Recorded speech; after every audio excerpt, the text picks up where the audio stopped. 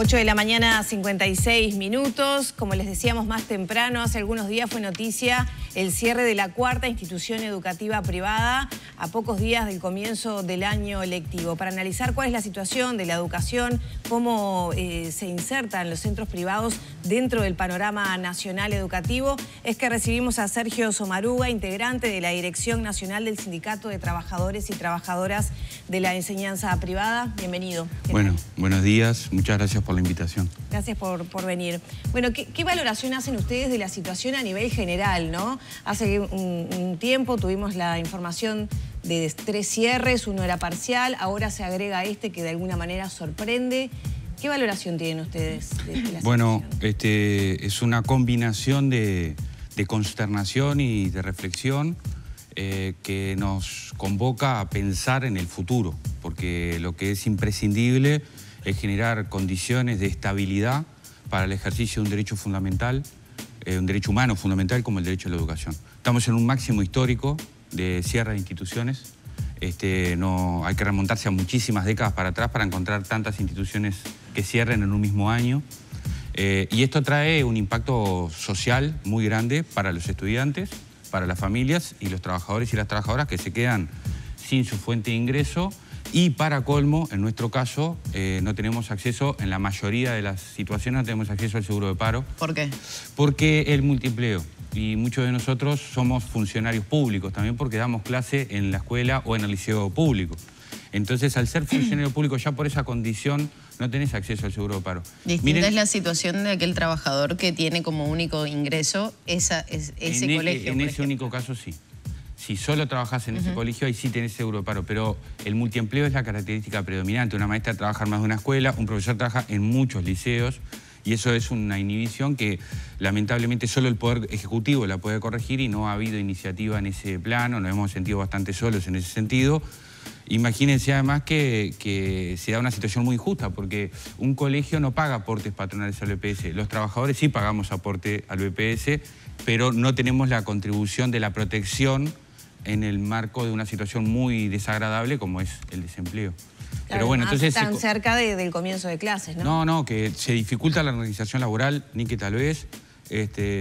Entonces es muy preocupante porque además nosotros entendemos que en los factores que subyacen en el cierre, que son varios y que interactúan entre sí, hay condiciones, lamentablemente, esperemos que realmente esto no pase, pero hay condiciones para que alguna otra institución pueda llegar a cerrar y aumentar este máximo histórico todavía para peor. ¿De cuántos colegios estamos hablando que están en esa situación? Nosotros tenemos un seguimiento cercanísimo de 4 instituciones, de esas hay 2 que están en una situación de fragilidad alta. O sea, ¿que peligran el inicio de este año? Bueno, están en una situación de fragilidad alta. ¿Se sabe cuáles son? ¿Se pueden decir? No, las voy a decir por un tema de responsabilidad, no por un tema de secretismo. Si yo nombro las instituciones, esas instituciones terminan de cerrar. Sí, claro, también las familias, es justo que tengan la información para tomar sus decisiones. Es cierto, pero no depende de un profesor. Porque ya ha pasado que las instituciones cierran a mitad de año y es un problema. Sí, pero no depende de un profesor, depende de la institucionalidad pública. La ANEP es el organismo que regentea y supervisa la institucionalidad educativa privada y es el sujeto omitido en toda esta discusión porque no da cuenta de lo que debería hacer, que es darle garantías, transparencia y estabilidad a las familias. No un profesor de filosofía que está eventualmente acá en un canal de televisión. Con respecto a la situación de los colegios que ya cerraron, estas 4 instituciones, ¿se había manejado posibilidades de fusión? ¿Llegó algún plan? Justamente un poco el rol de las autoridades nacionales. ¿Qué ha pasado? ¿Se ha trabajado en eso? Porque supongo que esa información a ustedes también les llega porque está vinculada a las fuentes laborales, ¿no? Sí, obviamente. Nosotros venimos analizando que hay un conjunto de problemas importantes que tienen que ver con, y ya voy a tu pregunta, pero quiero hacer este preámbulo porque me parece que aporta valor. Hay una tendencia acumulada de 40 meses de pérdida de salario producto de la política económica del gobierno. Esto hace que para cualquier familia trabajadora, porque miren ustedes que los colegios que han cerrado, el 75% de los colegios que han cerrado y el 100% de los que están en riesgo están en barrios de familias trabajadoras. Entonces, hay que pagar una cuota que es de 12.000, 15.000, 18.000 o 20.000 pesos. Si tenés 2 hijos, sos trabajadora, sos trabajador... No, es inviable. No, es imposible de pagar. Es imposible de pagar. Cuando los salarios de una maestra en un colegio privado es la mitad de la escuela pública, ¿no? O sea, no es porque los altos salarios de los funcionarios. Entonces, tenemos un acumulado de pérdida salarial que ha incidido en los presupuestos familiares para sostener la cuota de los chiquilines. Tenemos desde el 2016 hasta el 2022 un decrecimiento de la tasa de natalidad de un torno del 20 al 25%. Tenemos, a su vez, una cantidad de instituciones o de colegios que supera la matrícula. Entonces, cuando uno combina estos 3 factores y le suma la mala gestión, las que están peor son las que caen rápido. Entonces, estos 4 componentes vienen interactuando hace tiempo. El sindicato propuso, y por suerte no, producto del raciocinio y del consenso, se concretó en esta ronda de negociación colectiva una comisión de consenso en donde van a estar representados los colegios, el sindicato y el gobierno para discutir la modernización del diseño institucional de la enseñanza privada, la actualización de la normativa. ¿Para qué? Para que una periodista no le tenga que preguntar a un profesor cuáles son las instituciones que van a estar abiertas el año que viene y sean las autoridades quienes tengan que dar esa respuesta. ¿Está funcionando esa comisión? Porque ustedes en el comunicado reclaman la Sí, nosotros lo que convocamos es que que se convoque cuanto antes. El gobierno tiene esa potestad para hacerlo porque es parte de la firma del acuerdo. Pero ha habido mucha inacción de parte del gobierno en esta materia, cosa que obviamente nos intranquiliza. La pregunta es por qué el detonante termina siendo en este periodo, ¿no? Bueno, yo creo que... Y pienso, por ejemplo, la pandemia, ¿no? La pandemia afectó porque mucha gente cambió la modalidad de trabajo, algunos se quedaron sin su trabajo, reducción horaria. Bueno, ¿qué pasó con todo eso? Porque hacía tiempo, por lo menos en las coberturas que hacemos, tanto Lore como yo como el resto de los colegas, que un colegio cerrara era una noticia muy fuerte. Y recuerdo uno de la zona de Pocitos que bueno, tuvo su repercusión mediática y fue un impacto para las familias, aparte de una institución histórica también. Entonces, ¿qué pasa que ahora cierran tantos colegios juntos? Bueno, yo lo que nosotros entendemos desde una perspectiva, que no somos los dueños de la verdad, simplemente hacemos un análisis y lo compartimos para ser parte de la pluralidad de voces que hay en el sector. Bueno, dicho esto, nosotros creemos que lo que precipitó es la caída salarial. Fíjense ustedes que son 40 meses que las familias no pudieran pagar la cuota. Y en una familia, si vos tenés que pagar, hay colegios que la cuota sale 45.000 pesos, ¿tá? Sectores de altísimos ingresos. Esos colegios no están en riesgo porque esos sectores no han tenido perjuicios.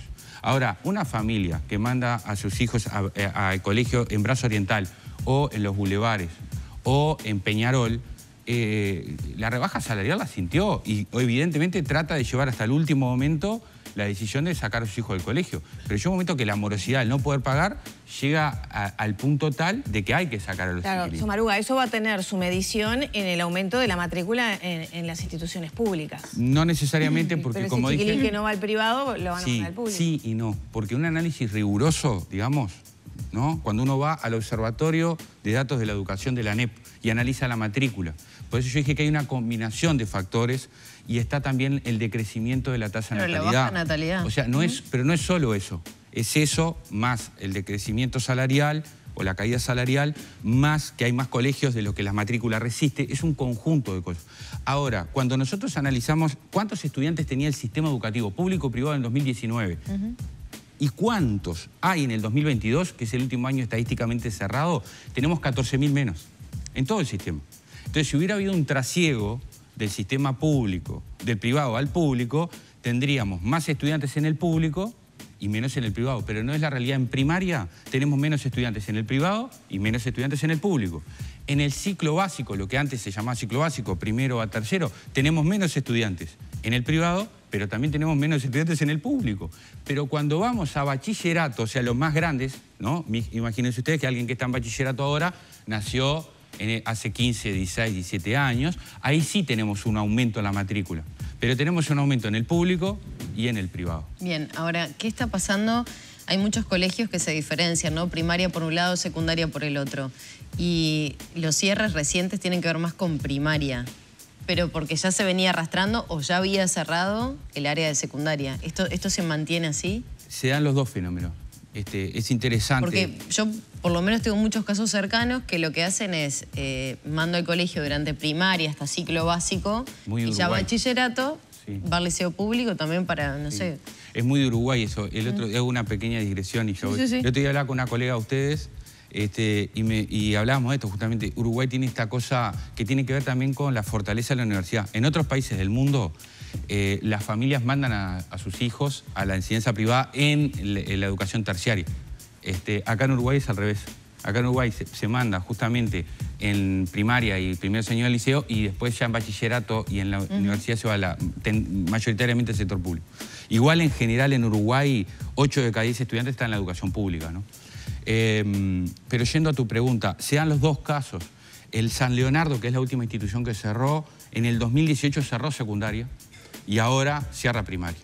En el caso de el New Zealand, cerró el año pasado, ya no tuvo secundaria y este año no tiene primaria. En los otros casos no, el Seija y el SEIC cerró primaria y nunca tuvieron secundaria. O sea que se dan los dos factores. A nuestro entender, lo que prevalece en la digamos, generación del cierre es que estos colegios son colegios de barrio donde van familias trabajadoras. En New Zealand no tanto, ¿no? Es de Carrasco. En New Zealand no tanto, pero lo que pasa en Carrasco es que hay una muy importante cantidad de colegios, ¿no? Bueno, y esa era otra pregunta que me interesaba hacer. ¿Qué pasa con la regulación de la cantidad de instituciones? Porque uno puede ver que cada día hay más colegios pequeños, que a veces son grupos de padres, y creo que ahí hay otras variables para analizar. Por ejemplo, la extensión del horario, ¿no? Que la educación pública no le da respuesta a todas las familias de los horarios para que sus hijos estén mientras los padres trabajan. También puede ser un poco de desprestigio de la educación pública o tenerlo como un factor de crecimiento social, ¿no? Para mostrar, también pensar qué es lo que uno le está dando mejor a sus hijos. ¿Qué análisis hay de eso? ¿Y hay alguna regulación que justamente controle la cantidad de instituciones que pueda ser viable y después que no haya cierres sorpresivos? El sistema financiero, el sistema de salud y el sistema de transporte de taxis está mucho más regulado que la enseñanza. Increíblemente, porque estamos hablando de un derecho humano fundamental. Nosotros venimos insistiendo, como educadores, de que hay una normativa que está vetusta, que está anacrónica, que no da respuestas eficientes y eficaces para las circunstancias contemporáneas, para las circunstancias sociales actuales. La ordenanza 14, que depende de la ANEP, tiene más de 30 años y es absolutamente ineficiente. Hoy hablamos de la pandemia y en el 2020, a mitad del año lectivo, a mitad del año de clases, porque las clases eran virtuales pero seguían habiendo clases, cerró el Positos Day. La normativa no contempló ese tipo de situación, no actuó a tiempo, no le garantizó a las familias un proceso previo. Entonces necesitamos actualizar la normativa, necesitamos poner en discusión otra cuestión. Nosotros tenemos un estudio hecho a través de investigadores de la Universidad de la República que dan cuenta que en los últimos 30 años la gran mayoría de los colegios que han abierto en Montevideo son empresas. Son empresas que tienen por fin el lucro. ¿Por qué? Porque pero legislativamente no pueden tener fines de lucro las instituciones. Sí. No hay nada que lo impida. Por eso nosotros decimos, hay que actualizar y modernizar la normativa y hay que cuidar que el derecho a la educación no sea invadido por el afán de lucro. Porque cuando entra el afán de lucro, lo importante es la ganancia y no el proyecto pedagógico. No es compatible a nuestro entender, esto es discutible, obviamente, estamos dando una perspectiva, no es compatible las lógicas de mercado con el ejercicio de un derecho fundamental como es el derecho a la educación.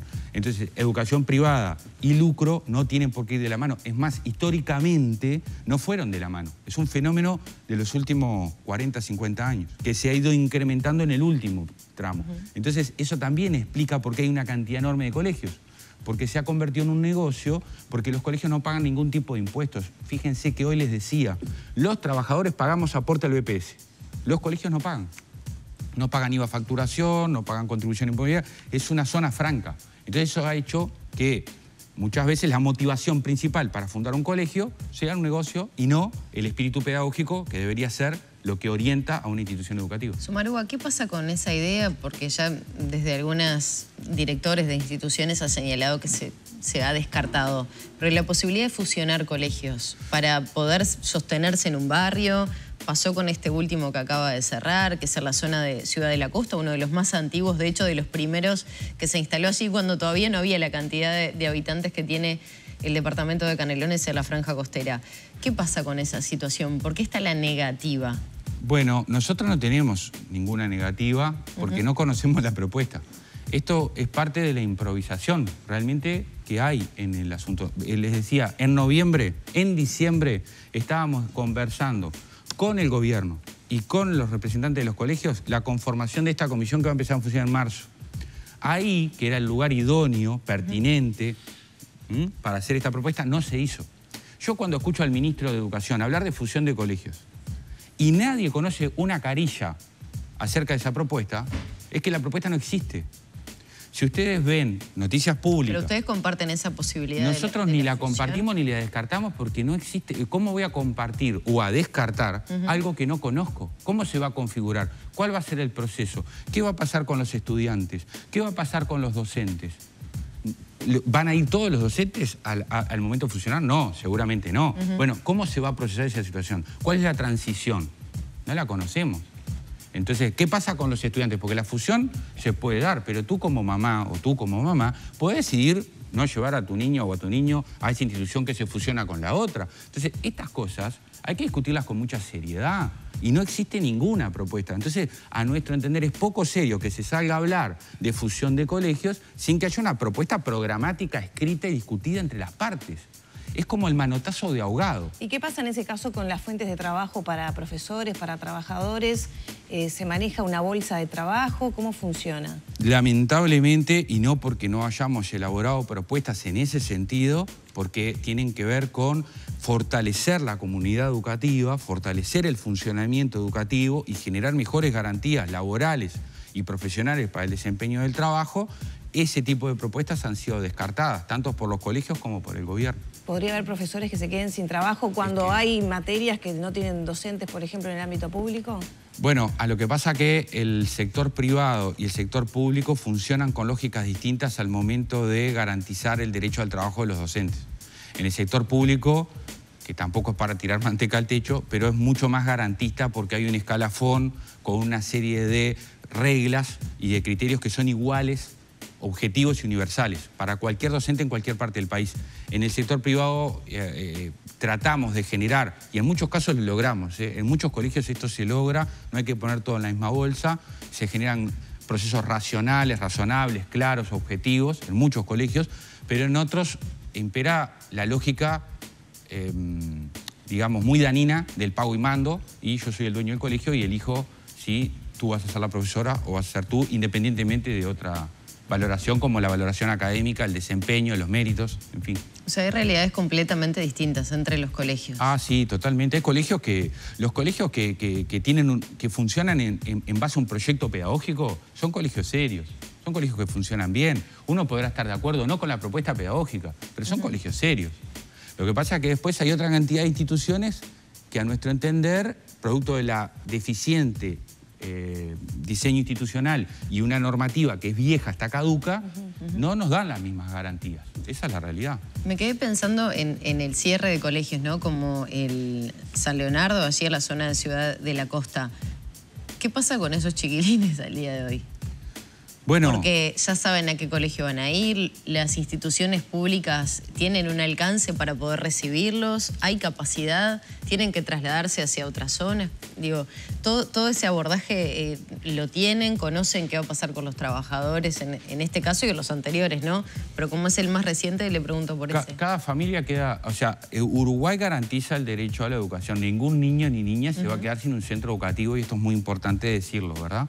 Pero después es cada uno que se arregle como pueda. Esa es la realidad. Somaruga, hoy Diario El País titula, su principal titular es "Buen dato educativo de Uruguay pese a gasto bajo", y en realidad menciona que en relación a varias variables, entre ellas la inversión por alumno en educación, resultados de PISA, se ubica segundo en la región. Bueno, ¿cómo ve? Un poco apuntando a esto, ¿no? Que siempre hablamos de que la educación tiene eso de que no ha podido revertir la diferencia entre niveles socioeducativos. No solo que no la ha podido revertir, ¿no?, sino que la ha profundizado.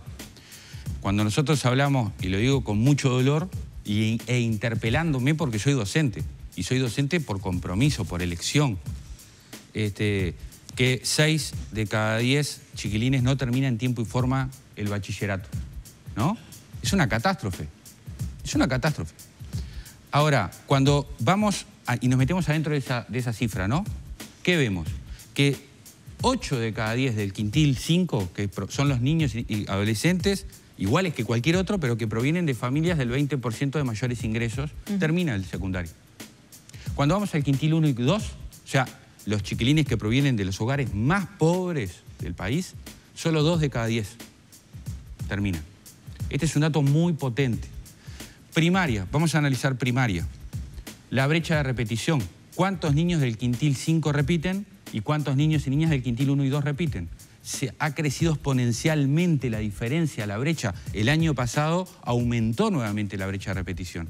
Vamos a otra variable de análisis, que es cuando se discute el fracaso educativo, ¿no? Que es el abandono, lo que antes se llamaba deserción. Analicemos el abandono en la perspectiva sociológica de la clase social.